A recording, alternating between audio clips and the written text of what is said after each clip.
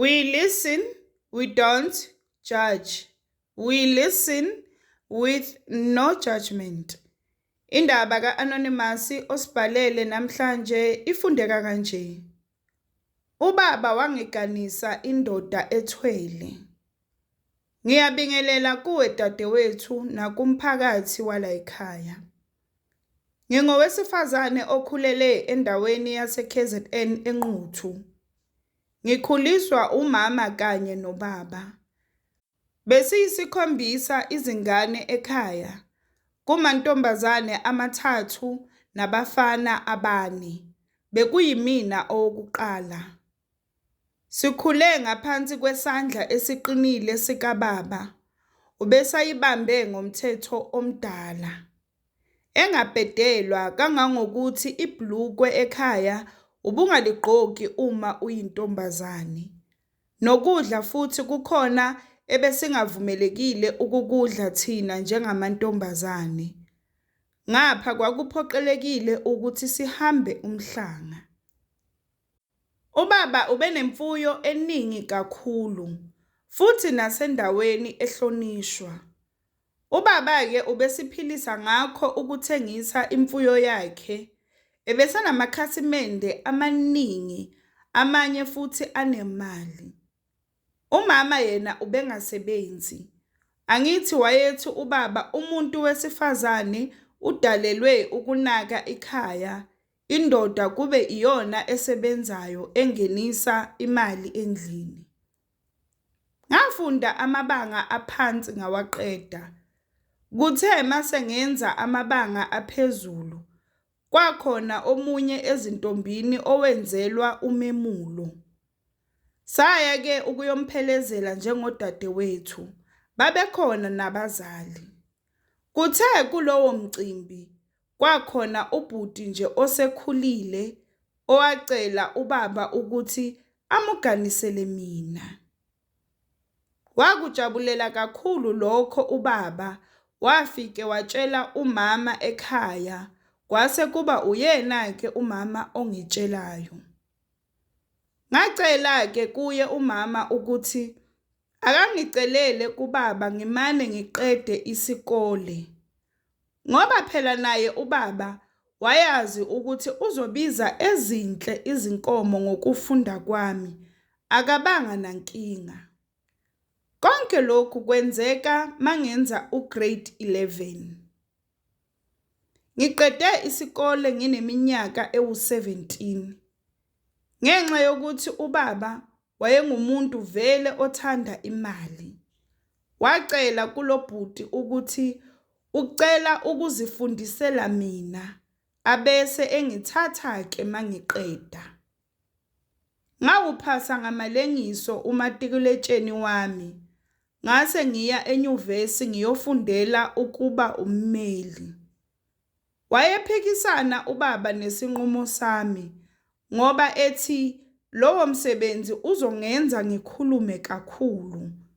Kanti akafuneki umuntu wesifazane okhuluma kuze kweqe. Kodwa ngoba wayazi ukuthi mangiqeda ngiyogana, wagcina engenankinga. Kuthe sengenza unyaka wami wokugcina, ngenzelwa umemulo. Akuphelanga nyanga ezingakanani, lo bhuti waletha amalobolo ekhaya, wazishaya zonke zaphelela. Ngangifisa khona ukusibalekela lesimo, kodwa ngangizobalekelaphi ngoba kwasemndenini ubaba wayesatshwa ngenye indlela eyisimanga. Ngapha vele abangani nganginganabo kwasesikoleni. Nanoma ngabe nganginabo, ngangizobaleka ngigcinephi, ngoba yonke indlela iphelela ekhaya ekugcineni. Ngathi nje uma ngiqeda ukuthola iziqu zami, kwabe kuhlelwa umshado wethu.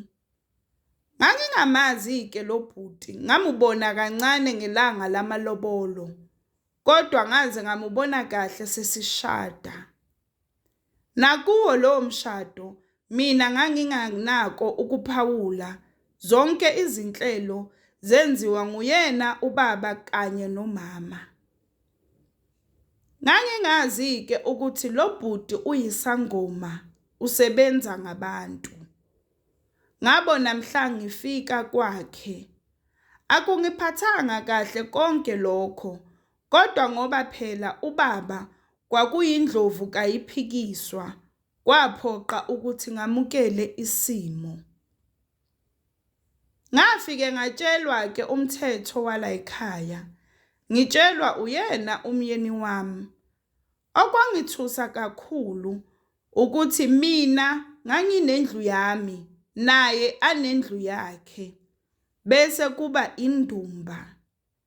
Kanye noguqa sithandaze lana okwakuthiwa uma siyokwenza inkonzo yasekamelweni siyoyenzela khona, hhayi noma ikuphi. Nanokuthi-ke kukho lokho kwakunamalanga okuthi akhethwe uyena ukuthi siyenza nini inkonzo yasekamelweni. Ngaphambi kokuthi ngivumeleke ukuthi ngiyongena kule ndlu yethu yokwenza inkonzo, wathi kumele angibike ezidalweni zakubo. Ngamikiswa endumbeni ngashiselwa impepho. Ukusuka lapho ngase ngigcatshwa kuthiwa ngiyaqiniswa, ukuze amadlozi ala ekhaya angangicwayi. Kwahamba-ke iy'nsuku, ngaqala nami ngamujwayela umyeni wami nemithetho yakhe. Ngangazi-ke ukuthi njalo ngabo lwezithathu nolwey'hlanu izinsuku zethu zokwenza inkonzo.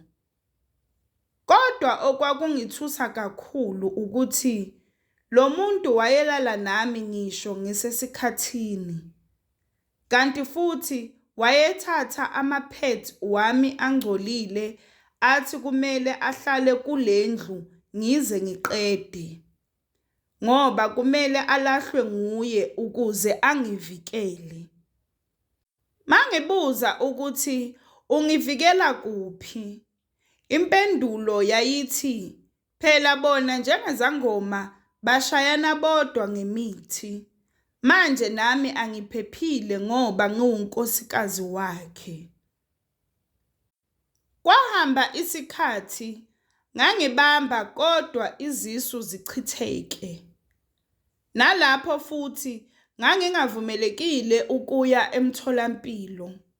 Wayengipha izimbiza ethi ezokuklina angiphuze. Ngapha mangike ngachithekelwa isisu, kwakumele ngihlale kule ndlu yoguqa sithandaze ngingaphumi. Yonke into engiyidingayo ngangilethelwa khona kule ndlu.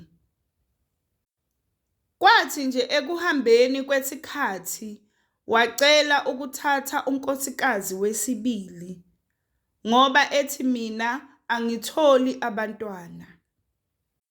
Nganginganako-ke ukwenqaba, nangempela wamthatha unkosikazi wakhe wesibili.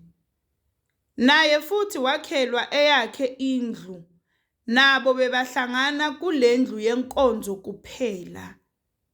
Nakuye futhi kwaba nje ilesami, izisu zazimuchithekela naye.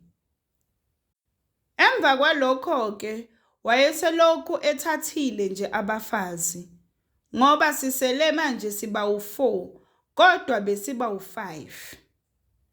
Kithi sonke akekho onengane yala ekhaya. Kanti futhi-ke akathathi noma ikuphi. Ufuna la kazi kahle khona ukuthi umthetho wakulelo khaya uqinile. Ufuna lezi ngane ezithobela abazali. Noma athathe la kabona khona ukuthi ikati lilele eziko. Unkosikazi wakhe wesithathu lona ongasekho wabona ukuthi kukhona inkinga lana, yini sonke sichithekelelwa izisu. Wavele wabaleka ngoba bekazi ukuthi la ekhaya ungenile akuphunywa. ngoba uyatshelwa ukuthi isehlukaniso asenziwa, kodwa uma uphoqa ukuthi asenze, kunezingqinamba ozobhekana nazo. Yena-ke lo nkosikazi bekungowaseMpumalanga. Wabaleka wabuyela kubo. Akuphelanga neviki afikile ekhaya, indlu yasha yaphela, akusindanga muntu owayephakathi. Olandela yena-ke unkosikazi wesi-4, yena sihlala naye lana, kodwa akasaphilanga kahle ekhanda. Wahamba wayohlola ukuthi izingane zakhe zidliwa yini. Nguye owabuya wasitshela ukuthi lo myeni wethu uthwele ngenyoka, kanti futhi yiyo le edla izingane zethu. Akuphelanga nenyanga wagula ngekhanda. Kuze kube inamuhla akaphilanga, useneminyaka 2 ehlanya. Kwathi emva kokuhlanya kwalo nkosikazi wakhe, wasibiza wasihlalisa phansi, wasitshela ukuthi singalokothi sizame ukwenza okuthize. Umyeni wethu-ke sisi uyawudla impela umuthi. Lo muntu unokuhamba inyanga yonke aye kulamazwe angaphandle.